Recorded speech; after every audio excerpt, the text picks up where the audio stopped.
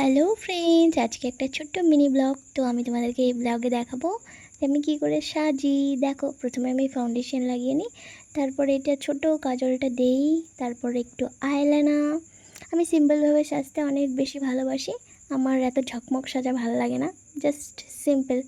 দেখো, আমি আইলাইনারটা নিয়ে নিলাম। এখানে একটা লিকুইড লিপস্টিক দিয়েছি, হালকাভাবে ঠোঁটে দিয়ে দিব। ডিপ লিপস্টিক পরতে আমার একদম ভালো লাগে না, তো দেখো হালকা করে লাগিয়ে নিলাম। তারপরে একটা ছোট বেবি লিপস্টিক দিয়ে আমি হাইলাইটার করে নেব। এই যে দেখো, দেখতে পাচ্ছ, হাইলাইটার ডিপ হলে ভালো লাগে না, সেজন্য হালকা করেই নিয়ে নিচ্ছিলাম। সেরকম সাজাগোজা বলতে ব্যাস ব্লগ করার জন্যই। তারপরে বাড়ি থেকে কয়েকটা ফুল নিয়ে এসেছিলাম।